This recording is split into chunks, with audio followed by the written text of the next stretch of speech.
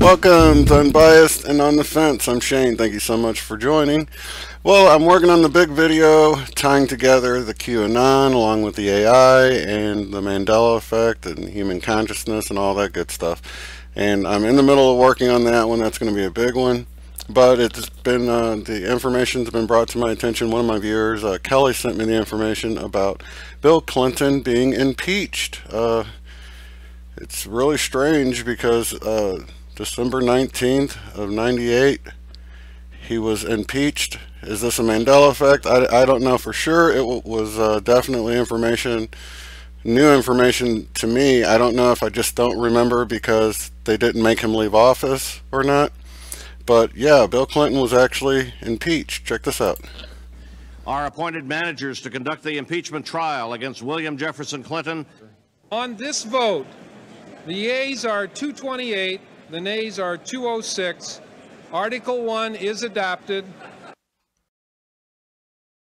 So yeah, he was impeached, and but they didn't make him leave office. So could be the reason. I don't remember, but the few people I talked to, no one remembered it. And I do remember recently watching a video where they said they thought being impeached and allowed to remain in office might have been a Mandela Effect, and this might be what they were referring to. I can't remember what video it was, but that was recently as well. So could be.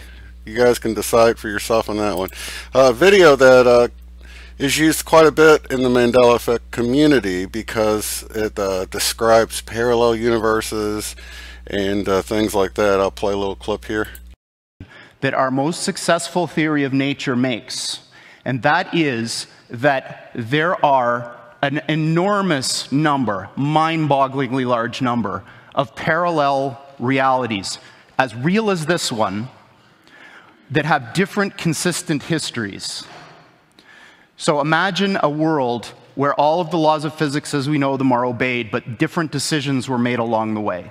Different decisions at the level of tiny microscopic particles, different decisions all the way up to what you chose to eat for lunch, and whether you chose to come to this session or not. Okay, so that is a video that's used a lot to describe the Mandela Effect as being us jumping timelines or universes, parallel universes, and things like that. And if you notice that he says it's a prediction, he doesn't really say they can even prove that that's really what's happening, but it's a theory. And during this research into this video with the AI and everything, I came across this video, the same guy, Geordie Rose. And Geordie, if you're watching this, you know, I'd love to have you on to hear your thoughts on what you think the Mandela Effect is, because I think it's funny that, you know, he describes it here, but he doesn't really give his personal opinion on it. So I came across this. This came out a few months ago this year, and so check this out. Okay, so my previous company was Dwave. I'll just show you a couple things. We built what are still the world's only quantum computers that you can buy. And the company, Dwave, has been doing this. Thanks. I didn't really have much to do with it, but you know, so this is one of them. This is one of the processors. And a lot of interesting things happened to me over the years there. I got sent pajamas, a whole bunch of stuff. You know, there's lots of interesting things that happen when you build something like a quantum computer.